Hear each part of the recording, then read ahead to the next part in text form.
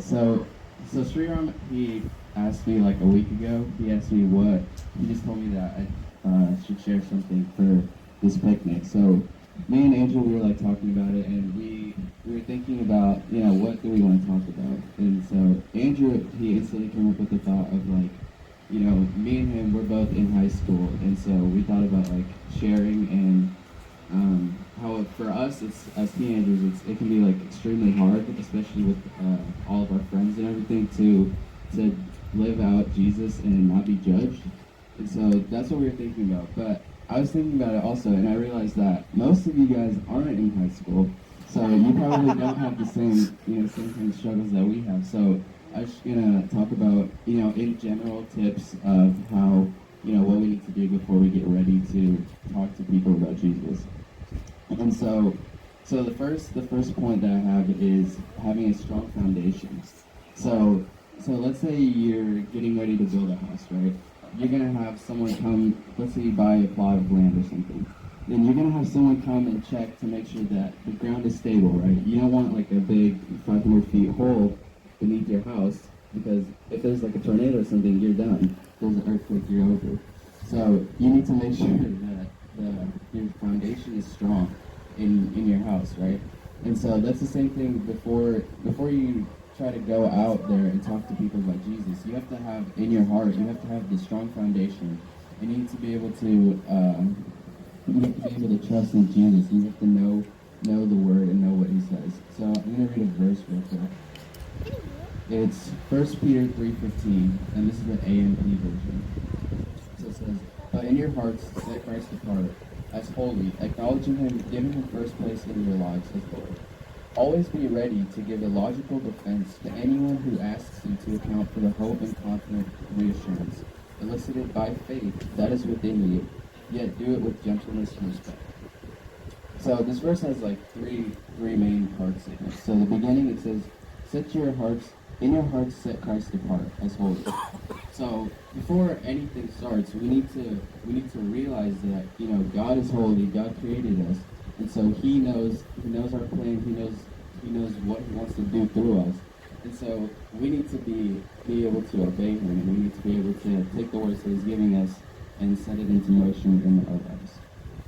And it says, always be ready to give a logical defense to anyone who asks you to account for the hope and confident assurance elicited by faith.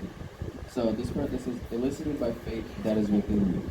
So it's saying, before anything starts, you need to have that faith within you before you can go out and tell other people, right?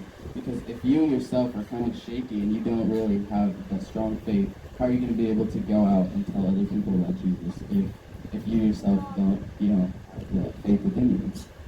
And then the ending of this verse is, it says, yet do it with gentleness and respect.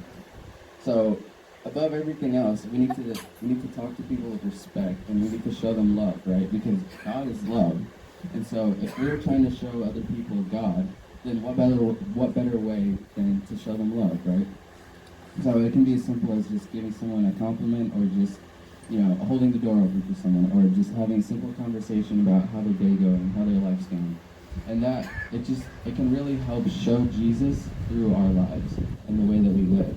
And so we need to remember that no matter what we do, if we labeling ourselves as a Christian, we need to remember who we're representing. And we can't just be going out and doing whatever we want to do, because then people will be looking at us like, oh, they're a Christian, they're living like that, right?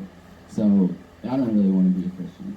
But instead, we need to be able to show people love, and need to be able to show them care and respect. And so it'll help them want to be more like us. They'll be able to see the difference between us and just the rest of the world, and they're going to notice that something is different between us, right?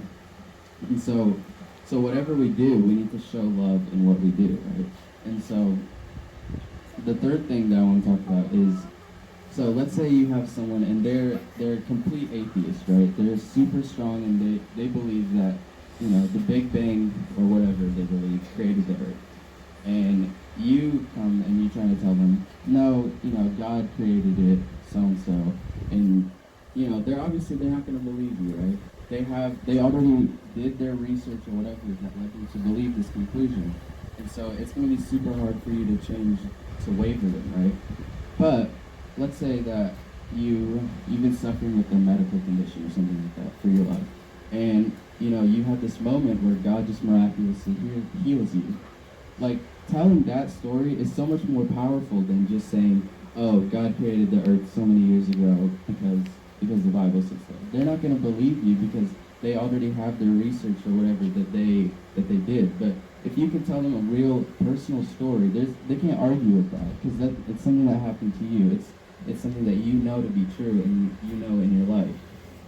And so just being able to have those experiences with God and being able to share those, it really helps to get God's word out there and to show love and to show what God can do and what God has done in your life, and you can then show them that, hey, God can do something amazing in your life too. You just have to give your heart to Him. You have to give your life to Him.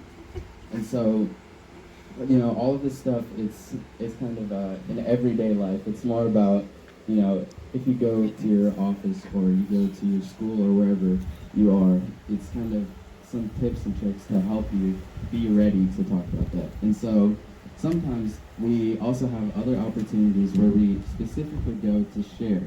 And so I'm going to have Andrew come up here and he's going to talk about that a little bit. I'm going to do a round of applause for Andrew.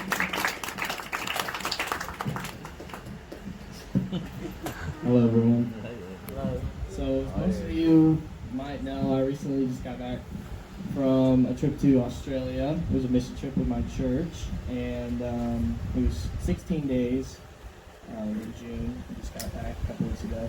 And so I was asked to share just a little bit about my trip and what I really took away from it and what we were able to accomplish while we were in Australia. So, we began, this whole process began like 6 months ago. My mom and I came up with the idea. Okay, so just one more thing. So even though, all of us, we're not like called, not necessarily, we're not all called to be pastors, right? So we don't have the job occupation of pastor, but still our calling is that we need to go out and we need to tell people about Jesus. And so I have one more verse to share. This is 2 Corinthians 5:20. It says, "So we are ambassadors for Christ, as though God were making His appeal through us. We, as Christ's representatives, plead with you on behalf of Christ to be reconciled to God." And so this is Paul talking to Corinth. And so he's saying that, we, basically us as Christians, we are ambassadors for Christ. And so I've been taking this government class over the summer. And so ambassador was like a term that I've learned. And basically, the definition of ambassador is a person who acts as a representative or promoter of a specified activity. So basically, we as Christians are promoting, we're representing Jesus in everything that we do. And so we just need to remember that, whatever we do throughout our entire life, we need to show other people how God is, and we need to show love through Him. And so I was looking up the word ambassador, and so this is really cool for me. The Latin root of ambassador is ambactus, and that means servant. And so, Jesus also, He called us to serve. And so it was really cool to me to see that us being ambassadors for Jesus also requires us to serve others.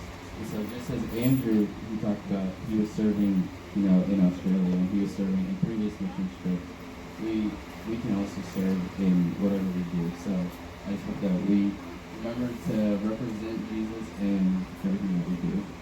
And I'm going to just pray us out for this.